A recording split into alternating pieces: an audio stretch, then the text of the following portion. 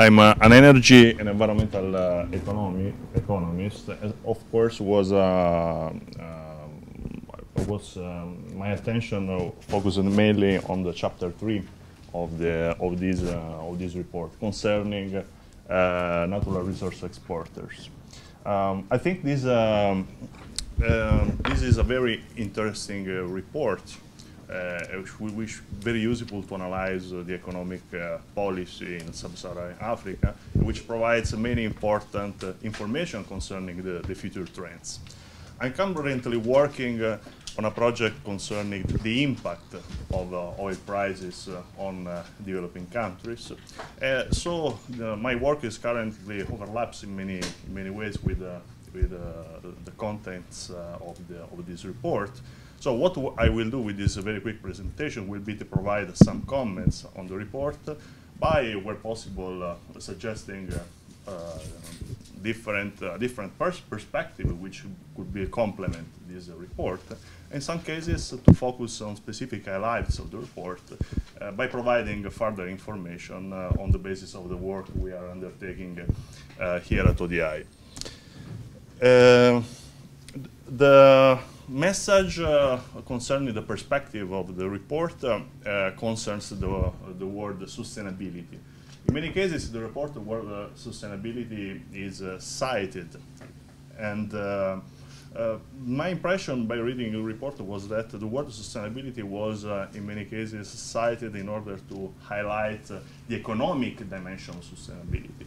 But I think it's in the current as the current literature shows, it's also important to focus on the environmental aspects, environmental sustainability.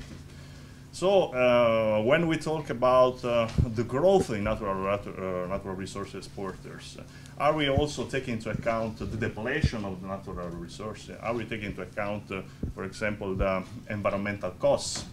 There is a recent Stiglitz F2C report, which highlights new measures of welfare, which would be very important. GDP is a crucial indicator in order to investigate development issues, but we should not forget that this should be analyzed together with other important indicators. The work of the World Bank about genuine savings, for example, reminds us that there is a genuine saving in each country, when we take into account also the environmental costs and the fact that countries, in many cases, deplete natural resources, like in the families.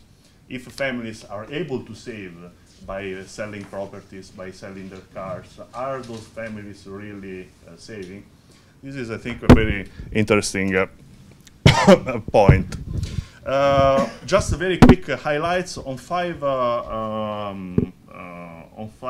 statements that I found very interesting in the report.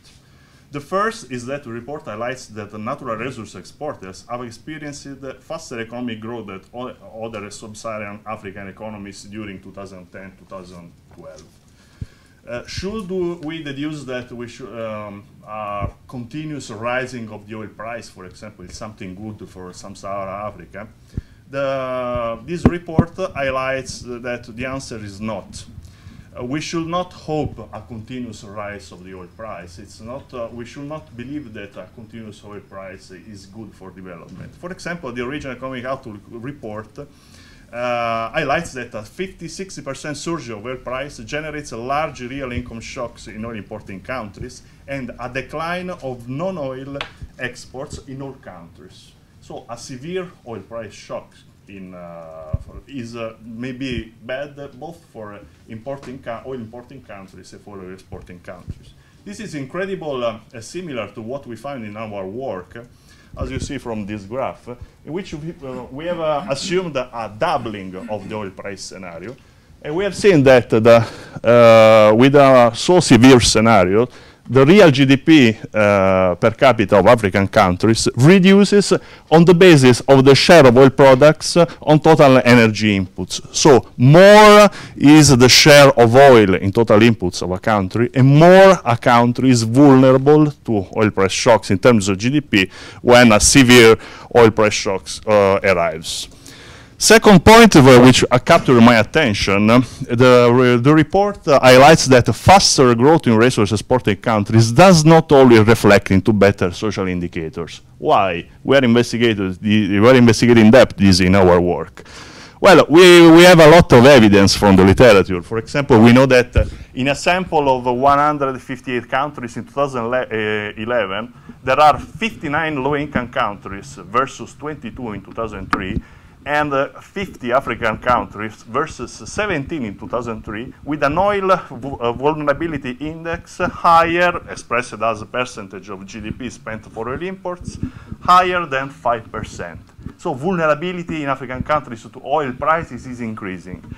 There is a study saying that in Kenya, for a 25% increase in oil price, the overall increase in the cost of living to households estimated is 9.2%. There is evidence showing that the fuel price spikes after more urban households than rural households. So it means that oil exporters should also be worried about oil price spikes. The impact of a fuel price increase, we know that affects mainly urban areas and middle-income countries, but may be also damaging for the poorest quartile of income distribution. And finally, fuel price spikes tend to generate wider microeconomic impacts than food price spikes in many, as showed by many contributions in the literature. So there is plenty of evidence showing that the fuel price spikes and oil price shocks may reflect in worrying social indicators, even for oil exporting countries. Third, the last slide about the 3 points which are captured by the report. The first is that, as Roger said, the importance of foreign reserves in country. We are investigating in our work, for example, the case of Malawi. In Malawi, there was a fuel crisis which was determined by the lack of international foreign reserves. And the lack of international foreign reserves was the problem by which Malawi could not buy fuel. So there is a fuel crisis in Malawi, and Malawi responded to this fuel crisis by short-term policies, by trying to reducing the demand of fuel in the country, or by devaluation policies. But as Roger said, I think it's also important to strengthen the long-term, medium-term and long-term policies, for example, by enhancing diversification of exports in those countries. Diversification of exports means that when there is when there is a crisis, in this case, in the case of Malawi, crisis in the tobacco market, when there is a crisis in a specific sector, countries are able to diversify the portfolio of the economic activities. The report highlights the case of Ghana, which is an interesting case, because in Ghana, there is now by the recent law, oil law, 30% of the oil budget is split between a stabilization fund and a heritage fund. This is important in order to avoid oil price volatility problems, and to guarantee economic sustainability for future generations.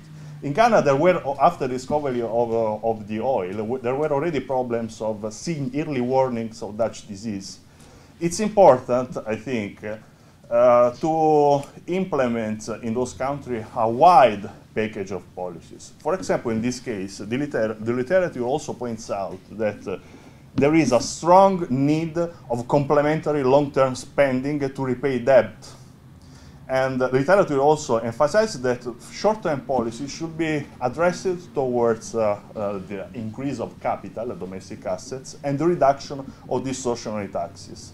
So good in Ghana, 30% of the oil budget between stabilization fund and heritage fund, but we must be careful that it's important a very wide package of policies in order to guarantee short-term and long-term sustainability. Last message, Nigeria. Nigeria was considered an interesting case in the report because of the excess crude account mechanism, which is a kind of stabilization fund in Nigeria. But as I want to support what Roger said, is important also the quality of the spending. So, for example, Nigeria was, many of you know, there were problems when the Nigeria government tried to remove the fossil fuel subsidies, but this policy was not successful. Fossil fuel subsidies represent 25% of the Nigeria government budget. Okay, good Nigeria's excess crude account mechanism, but how do we deal with fossil fuel subsidies in Nigeria? Thanks.